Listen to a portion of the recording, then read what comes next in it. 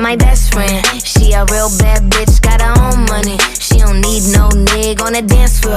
She had 2-3 drinks, now she twerking. She throw it out and come back in. That's my best friend. She a real bad bitch, drive her own car. She don't need everything Mother Earth transcends. Drop it on the car. Hot nigga, no. Why you always in the mood? Around like I'm brand new. I ain't tryna tell you what to do.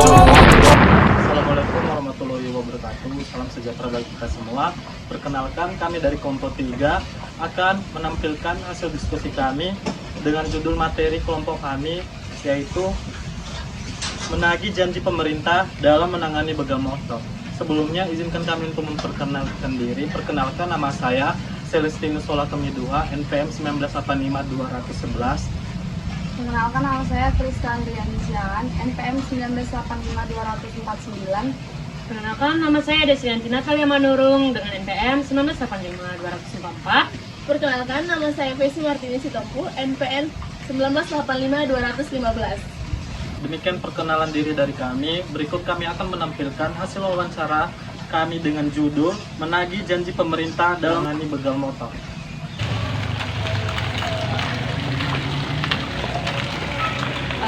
Selamat siang Bang, kami bisa minta izin nggak? Buat apa, Kak? Kami mau cari Abang mengenai pembegalan motor ataupun yang terjadi di kota Medan ini mengenai begal. Bisa kah Bang? Bisa, Kak. Sebelumnya bisa perkenalkan diri Abang? Nama saya Yogi Martin, Kak. Oh, Yogi Martin. Oke, Bang Yogi Martin, bagaimana tanggapan Abang mengenai begal sekarang di kota Medan? Kalau menurut saya sih begal di Sumatera Utara meresahkan sih. Meresahkannya gimana nih Bang? Meresahkannya karena kan mereka nggak pandang bulu gitu. Kalau ngebegal orang itu kayak nggak pandang usia gitu. Kalau apanya sih? Kalau ceritanya kemarin itu gini, kayak aku lagi main handphone di atas kereta sih, cuman kereta memang dalam keadaan mati gitu, cuman stok kontak kunci masih lengket gitu. Aku fokusnya ke handphone gitu, rupanya tiba-tiba ada orang datang, 2 orang gitu, langsung ngedorong aku gitu. Rupanya aku juga udah langsung refleks ngambil kunci, langsung kulempar kuncinya gitu.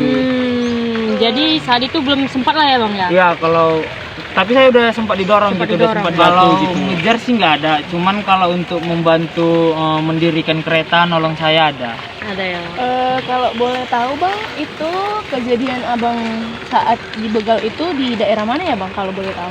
Di daerah Halat, karena kan kita tahu kalau Halat itu rame gitu, tempat tongkrongan anak muda juga.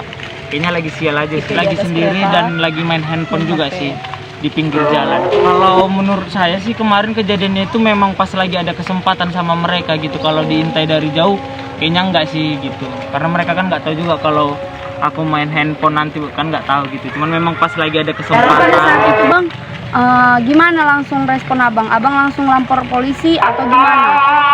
Kalau lapor ke polisi kan kita juga barang juga nggak jadi diambil gitu, ngelapor juga bingung gitu. Cuman ya terkejut aja sih, main handphone atau mau ngecek handphone, cari tempat keramaian aja sih, itu aja sih. Dan kalau bisa jangan pernah main handphone di atas kereta sih, itu aja.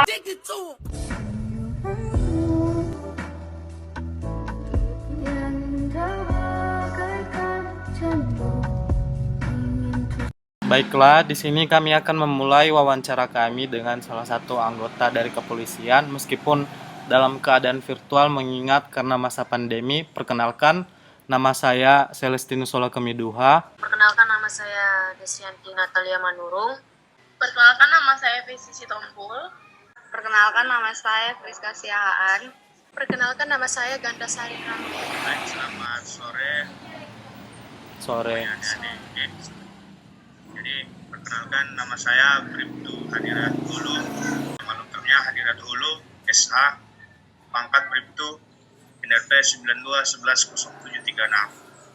Pekerjaan sebagai seorang anggota kepolisian negara Republik Indonesia.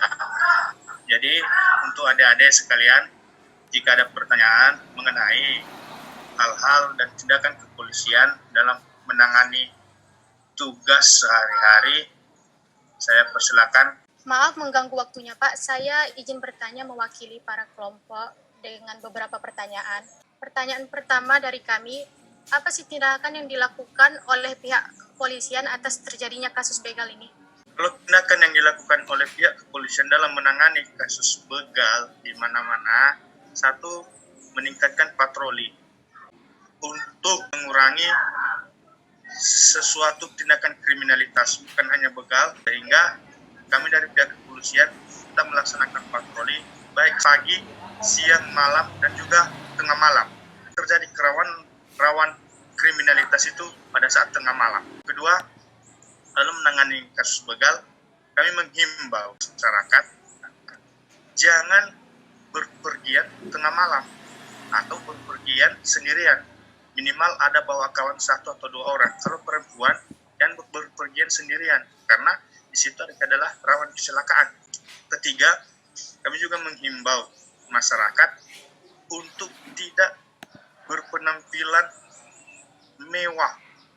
Maksudnya dalam hal ini menarik sehingga bisa menimbulkan suatu kejahatan yang bisa merugikan diri sendiri.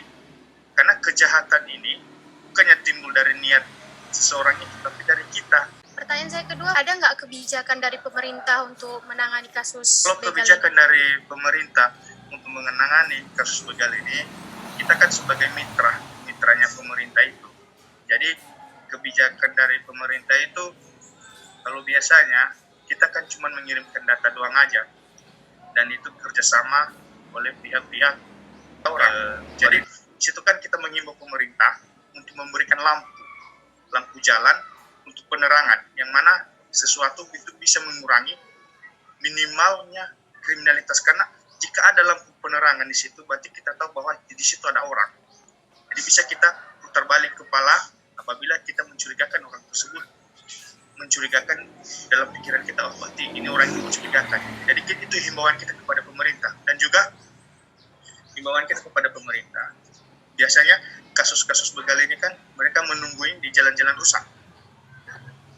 Nah, jadi kita menghimbau kepada pemerintah untuk ditimbun jalan rusak tersebut, diaspal kembali, biar tidak terjadi rawan-rawan kecelakaan dan rawan kriminalitas. Setiap Itu aja. umpamanya begal itu ditangkap gitu kan Pak, pasti kan pihak kepolisian pasti mengapain data-data gitu kan Pak, seperti kayak siapa korbannya, siapa pelakunya gitu kan Pak. Jadi ada nggak pihak kepolisian itu memberikan data kepada pemerintah biar pemerintah tahu kriminalitas yang terjadi di sekitar dia itu Pak? Kalau data kita kasih kepada pemerintah itu hanya sebagai pemberitahuan saja.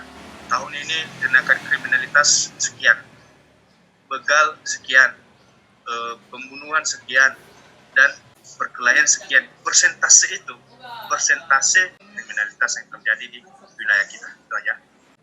Apakah tidak ada cara lain gitu, kebijakan yang dilakukan oleh pemerintah? Kalau untuk kebijakan lainnya, itu sudah saya bilang tadi, itu kan hanya salah satu kebijakan tindakan pemerintah. Itulah contohnya yang saya bilang tadi, dalam memberikan lampu di jalan. Kalau tindakan-tindakan lainnya, kita juga terbatas dalam hal menangani tersebut. Karena kenapa? Kita terbatas dalam hal kekuatan personil, banyaknya personil, karena bukan hanya satu yang kita tangani. Personil kita di kepolisian sangat terbatas. Jalan yang kita tempuh yang satu-satunya yaitu kita sering mengadakan patroli dan himbauan-himbauan kepada masyarakat. Dan peranan pemerintah bukan hanya memberikan lampu tadi, ya masih banyak. Cuman sekarang pemerintah, kita kembali ke masalah anggaran sekarang. Kita nggak tahu kan masalah pemerintah itu kan anggarannya bagaimana. Kita berbeda dari lembaganya. Kita sebagai mitranya. Hanya kita mengatakan, tetapi untuk tindakan, bagaimana tindakan mereka itu Kenakan hukuman mati juga kah? Atau hukuman penjaranya hanya beberapa tahun saja? untuk masalah kasus tindakannya, untuk hukumannya, kita dari pihak kepolisian tidak bisa memastikan seberapa besar, seberapa banyak hukuman yang membegal biasa aja, ibaratnya luka ringan, dan membegal dengan dibunuhnya. Cuman itu penerapan pasalnya nanti berbeda-beda. Dan kalau penerapan pasal pembunuhan itu dilapis. Ada pasal begalnya dan ada pasal pembunuhannya. Jadi yang memutuskan nanti seberapa besar hukumannya itu adalah pihak kewenangan, pihak pengadilan. Kita tidak mencampuri masalah hal ini karena itu kewenangan dia, bukan kewenangannya kita. Nah, jadi itu nanti pihak pengadilan memutuskan berapa hukumannya. Ya. Kalau seandainya dibuat untuk pembunuhan seumur hidup, berarti dijalaninya kan seumur hidup. Kalau yang begal biasa dijalaninya 2 tahun, 3 tahun, dijalaninya 3 tahun. Itu kan kewenangannya pengadilan, bukan kewenangan